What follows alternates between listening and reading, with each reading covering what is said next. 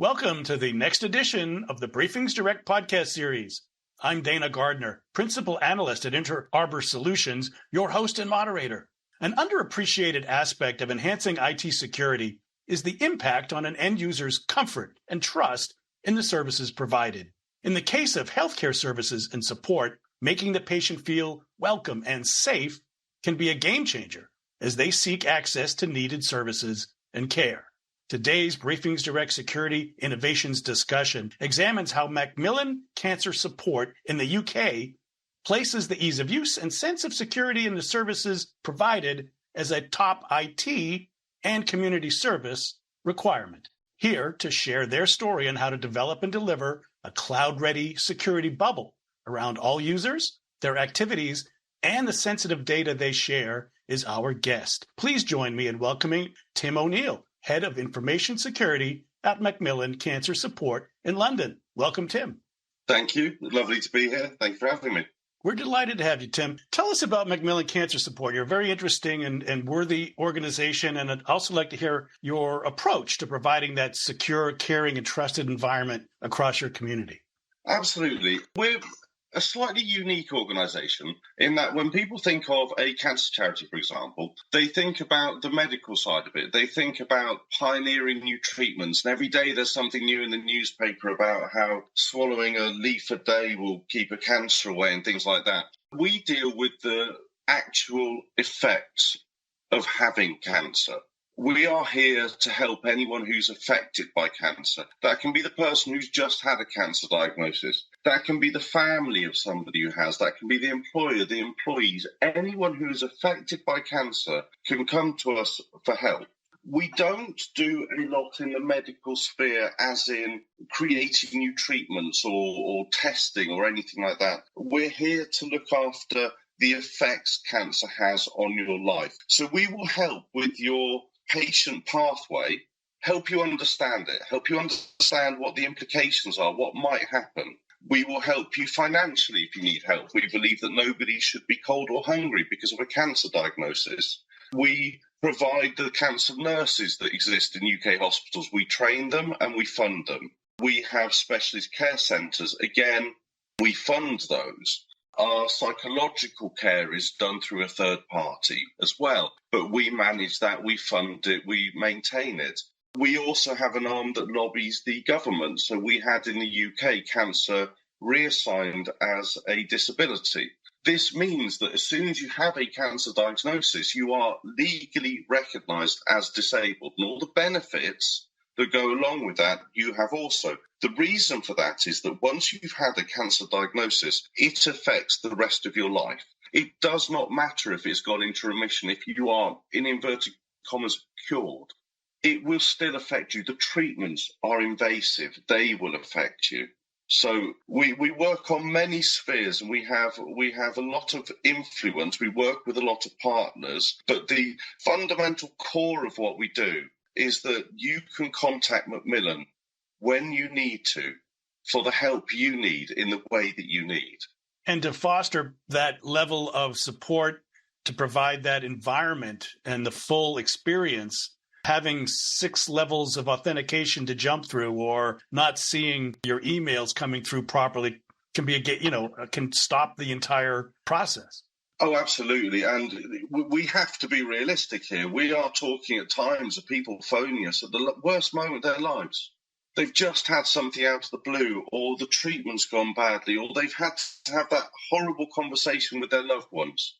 And at that point, when they need to talk to us, ask them, can you now go and grab your phone, and stick your fingerprint on there, and that password's not recognised. No, you need to change it now. And by the way, sorry, that one didn't have quite as many exclamation marks as we need. And if you'd like to now turn on your webcam and jog on a foot, then we'll let you in. You can't do that. We have to be accessible exactly when people need us. And in that instant, because we can be the difference between them having somebody they can have a completely honest, open and frank conversation with, and them having to sit and suffer in silence with it. Well, I don't envy you your position, Tim, because on one hand, you have sensitive healthcare and patient data and information that you need to protect. And on the other hand, you need to make this as seamless and worthwhile experience as you can. How do you make that balance? What have been some of the challenges that you've faced in trying to reach that proper balance? The challenge is, everything is risk-based. Everything is risk-based. So if we look at where you normally phone in from, or if you're a first-time phoner, are you a location that we trust? Are you a number range that we trust? Things like that. What's the nature of the conversation that you're having with us? So there are a number of parameters. Not everything is a high-level risk. If you are just phoning us and you simply want to talk and you don't want to impart any special information or anything like that, then the risk is low. So everything is measured against risk, which is a mentality change in the organisation. And I was in conversations where people would say to me, I don't like that idea. I think something could go wrong. No, quantify the risk. I don't like is not good enough. We need to understand exactly what the risks are. Then we can understand what controls can mitigate those risks. Then we can choose on the effective controls for mitigating the risk. And then we can do the actions and tasks to enable those controls. For example, you can say that let's have multi-factor authentication on everything. But if your workforce is 5 people working from one office and you've got no remote connection, that's the wrong control to have potentially. Your controls could be completely different. They will have the same effect, but they will have a positive impact on the end user. That's the narrative change that you have. I think one of the most challenging things when I first came into the organisation is that we were in a period of transformation of systems. We were starting to understand how people digitally wanted to interact with us, whereas historically it had been very much face-to-face. It had been very much phone calls as well. And COVID, obviously, all of a sudden, all of our interactions changed. So it was, how do we make it so that the legacy systems and the legacy users and legacy accounts can be migrated to new safe methods without getting rid of the history of conversations they want to keep, without getting rid of the knowledge that we've had, the relationship that we've created with these individuals, and things that you don't even think about either. If you're sending emails out to people saying, we need you to change your logon credentials, we've moved to this new system, etc., etc. If that person is sadly deceased, which is, we're talking about cancer here, then sending something to their family potentially is not a great look. So lots of things to consider. What I'm hearing, Tim, is it sounds like you're approaching this from a fit-for-purpose security application approach, but not just to the entire environment, but to different aspects of the environment, and then grading that risk and response accordingly. That sounds very good in theory, but it sounds a little complicated in practice and execution. So how, with a small security team like yourselves, are you able to accommodate that level of granularity and response technically? Everything starts complex. Every concept that you have starts off with a million boxes on a screen and loads of lines drawn everywhere. And actually, when you come down to it, it becomes a lot simpler.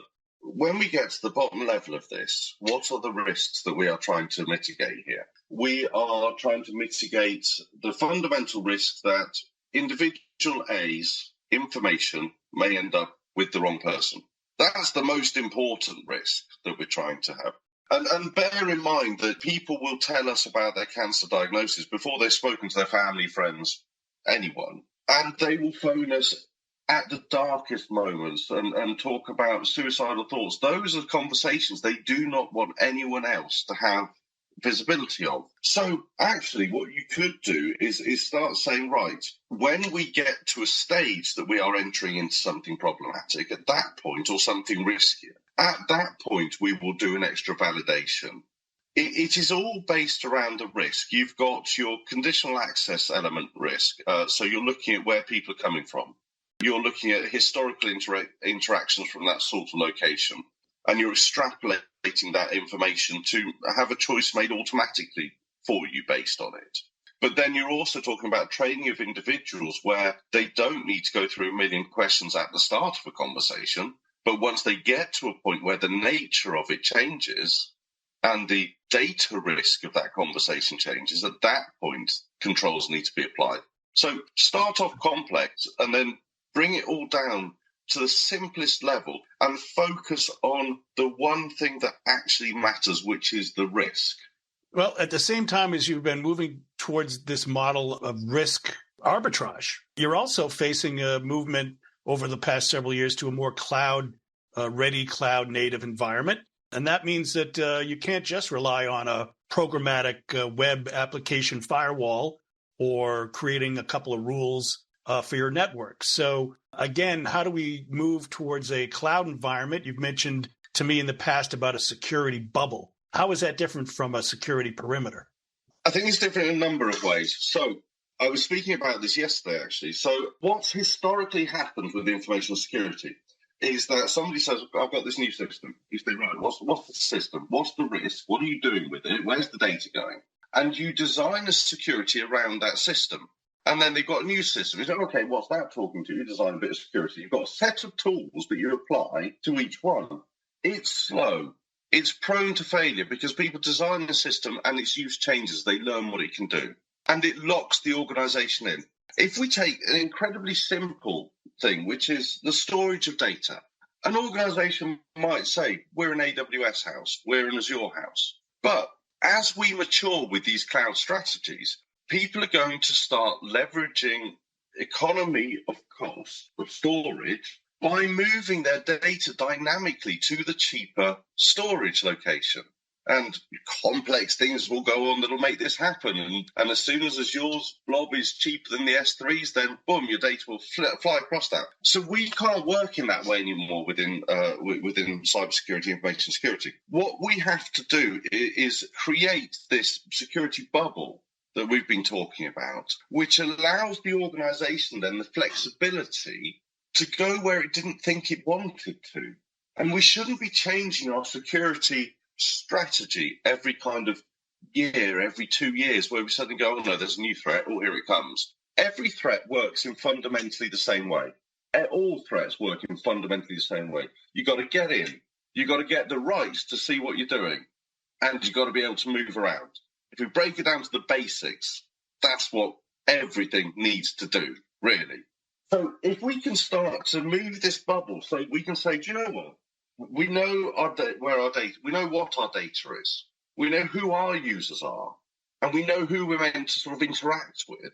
Then we can allow people and organizations the flexibility to do what they want and only warn or block on the high-risk events within that. If your data is leaving the bubble, do you know what? If it's just a, hey, do you want a cup of tea?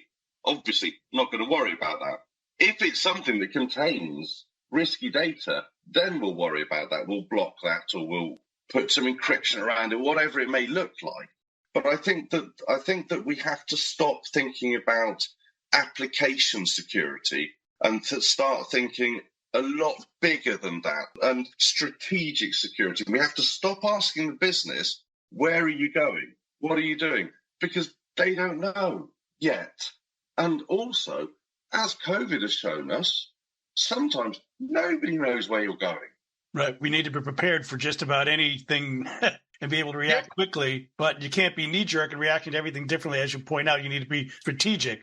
And so part of being strategic, also for an organization like yourself, you're supported by donations, you're a nonprofit, you need to be cost efficient as well. So again, another balancing act between cost efficiency and strategic. How is that something you've been able to manage?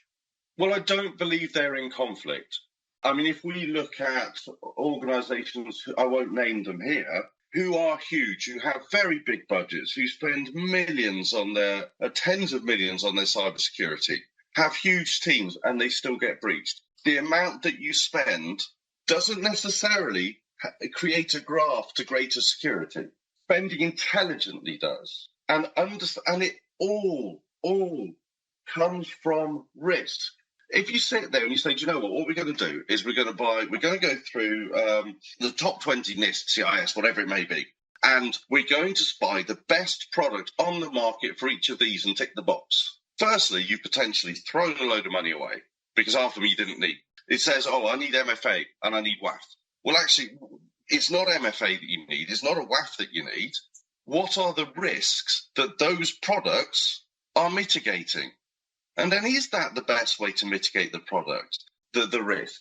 It all comes down to that when you sit back and you look at what we do for a living, information security, We talk a lot about burnout in information security world, and it's because people keep chasing their tails. Every day there's a new headline about a breach or a new 0 day or a new technique or whatever it may be. And everyone starts worrying about it. What do we do to protect against this? But it's about the risk. And from a risk perspective, all the rest of it stays the same to a certain degree. Very rare that a new 0 day fundamentally changes your risk.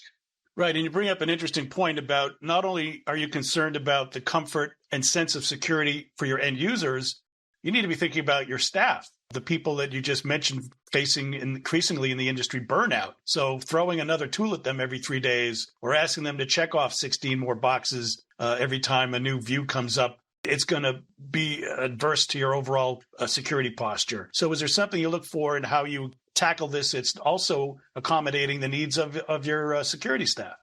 You'd have to ask them, but they've all still got their hair. Everyone talks about insider threat. And I think it's a terrible thing to be talking about because it's such a small percentage. And a lot of organizations treat their employees as kind of part of the problem or almost an enemy that needs to be monitored constantly. No, I don't care if you're on Facebook at all. I care if you're trying to download something malicious from Facebook or upload something to Facebook. Great, I'll block that. But the fact that you're on Facebook is a management issue, not an information security, not a cybersecurity issue. So we do not monitor things that we do not need to monitor. We were getting every week a report from one of our products, and it was a sort of 14-page report and basically patching itself on the back saying how great it had been. This is everything I blocked. And a member of my team was spending pretty much a day going through this report. Why? What possible gain came from looking at that report? So it's that question. Once you read this report, what did you do with the information?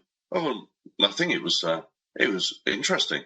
But what did you do with the interesting? Well, nothing. Then don't do it. Everything has to have a purpose. Even to the degree, I had a meeting this morning about policies. Our acceptable use policy is, I think, 16 pages long. Come on. Doesn't need to be 16 pages long. I want 2 pages tops. Do this, don't do that. Or absolutely don't do this. We've got a mobile device policy everyone has to sign up to. We've got a mobile device manager. You can't connect 4 systems unless your operating system's up to date, all of this sort of stuff. So why have we got a policy that's 7 pages long saying what you can and can't do on mobile devices, where all we need to say is you'll have to adhere to the policies and we say it on our mobile device manager. And all of a sudden, we're making everyone's life easier, not just the information security teams, but just the normal end users as well. It is about working out what's actually valid. And we're very good at information security of doing things because that's what we've done. I'm hearing some basic common threads throughout our discussion. One is the fit-for-purpose approach, sort of a risk arbitrage approach, simplicity whenever possible, and increasingly having the knobs to dial things up and down and find the proper balance. To me, that requires a level of automation, a level of analysis and data, and a certain maturity in the way that your platforms and environment can react and provide you what you need. So tell me a little bit about, now that we've understood your challenges, how did you go about a journey to finding the right solutions that can accommodate those security strategy requirements of granularity, fit for purpose, and automation? Yeah, absolutely. So when we go to market to look for a product, usually we're looking at a specific issue we're trying to fix or control we're trying to implement. And a lot of them will do the job that you want them to do, but there are a few other things. Can my team log into it and very quickly see what is important and go from seeing that to the action that needs to be taken?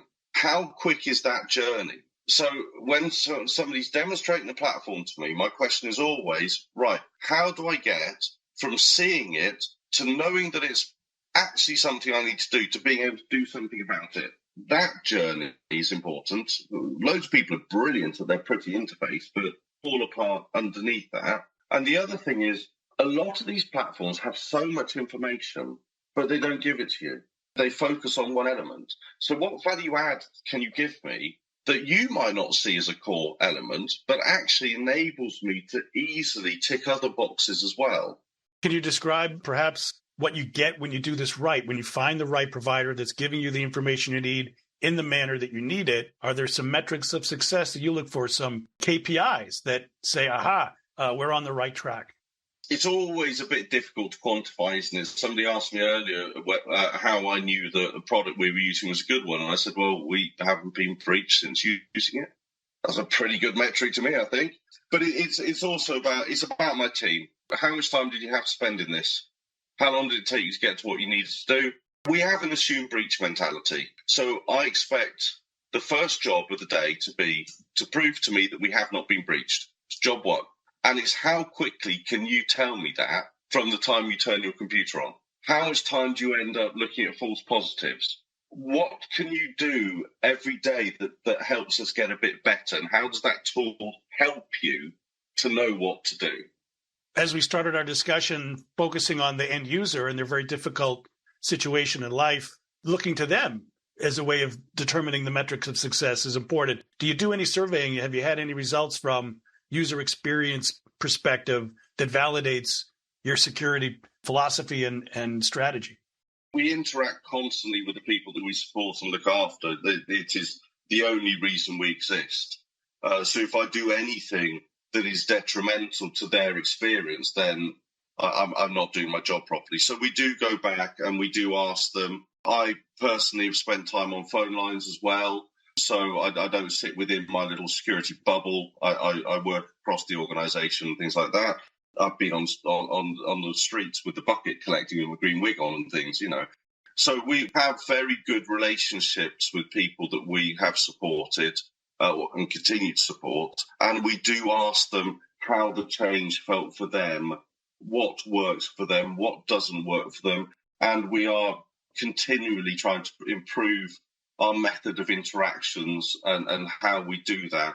And I'm constantly trying to see what we can do that makes that journey even easier. You know, can we look at behavior analytics across, so user behavior analytics on websites, because we do it internally, attack behavior analytics. So can we actually take that to the end user, the customer, should we call them, experience of the website, and make it even smoother by saying, actually, we're pretty sure you are who you say you are. Let's see if your behavior, we are creatures of habit, all of us. So do you go to the same place? Are you changing?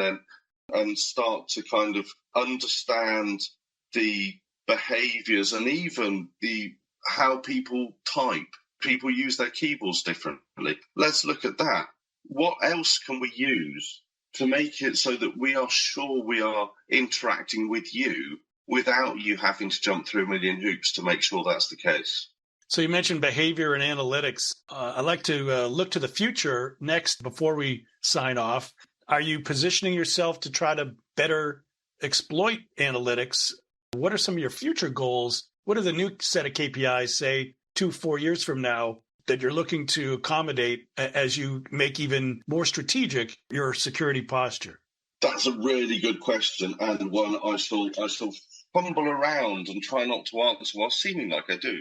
I think analysis of behavior linked to attack behavior, so user behavior linked to attack behavior. I think analysis of many other elements is going to become increasingly important for smoothing this out. We can't keep using captures, for example. We can't keep asking people to identify fire hydrants that are within 30 centimetres of a dog's leg. You know, it's absurd. We have to find better ways of doing this, and we have to do it. Well, we don't have to. It would be nice to do it again around the risk. Does it matter if you're not who you say you are until we get to the point that it does? Because actually, maybe you don't want to be who you are for that period of conversation. Maybe you actually want to be someone else, so you're disassociating yourself from the reality of the situation. Maybe you don't want to be identified. Do we have to validate all the time? I think these are questions we have to be asking. I think that KPIs are a lot more difficult. You have to base them around, you know, did we have any breaches? And I think breaches, we separate out information governance and information security, but they're brothers from another mother, really, aren't they? So the information governance leak shouldn't happen with good information security, cybersecurity. So we should expect to see a lot fewer incidents and near misses. I think interaction KPIs, we should be seeing people get in touch with us a lot quicker and people able to talk to the right people for the right reason a lot quicker. Our third-party interaction is very important. As I said, we don't offer any medical services ourselves, but we will pay for and put you in touch with organisations that do. We have strategic partnerships, and making that as smooth as possible so that you don't need to worry who it is you're talking to. Everything is assured and the flow is invisible to you and things like that. I think that experience, that the KPI that matters the most is the experience for the person who needs us. Any closing advice for those who are perhaps moving from a security perimeter perspective more towards this security bubble, and in doing so, enabling them to have that better experience for their users, for their employees, for their entire communities? Yeah, I think this is going to sound a bit odd, but I think one of the most important things is to conceptualize, is to have time to think about what I enjoy doing is challenging my team. What is the gold standard? What is the absolute, if we had all the money in the world and everything worked, what is the perfect journey? And start from there and then bring it down to what's achievable or what elements of it are achievable. I know this sounds odd, but stop panicking so much. None of us think well when we're panicked. None of us think well when we're stressed. Take the time for yourself. Allow your team to take the time for themselves. Allow their brains the freedom to flow and to think. And we've got to do what we do better. And that means we have to do it differently. So ask questions. Ask, why do we have endpoint protection? I've got this, I've got that, I've got all these other things. Why have I got something on every endpoint, for example? Ask the question, because at least then you've validated what it is truly for and the amount of value it has, and therefore the amount of effort it needs. Stop doing things by ticking boxes, because as an ex-hacker, let's call it, I know the boxes that you tick. So you tick all those boxes, I know how to bypass those boxes.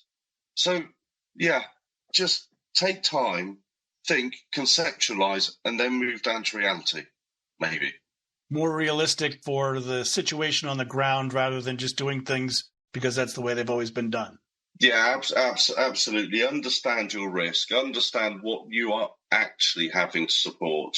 This fortress doesn't work anymore. The proliferation of SaaS applications, the desire to allow everyone to perform to their best within an organization, outside the organization, means allowing people the flexibility to work in the way that best suits them. And you cannot do that with a fortress. Well, I'm afraid we'll have to leave it there. You've been listening to a sponsored Briefings Direct discussion on how Macmillan Cancer Support in the UK places the ease of use and sense of security in the services provided as a top community service requirement. And we've learned how this UK health services organization delivers a cloud-ready security bubble around their users, activities, and the sensitive data they share. So please join me now in thanking our guests. We've been here with Tim O'Neill, Head of Information Security at Macmillan Cancer Support. Thank you so much, Tim. Thank you. Thank you very much for your time. You bet. I'm Dana Gardner, Principal Analyst at Inter Arbor Solutions, your host and moderator for this ongoing Briefings Direct discussion. A big thank you to our sponsor, Bitdefender, for supporting these presentations. And also a big thank you to you, our audience, for joining. Please pass this on to your IT and security communities, and do come back next time.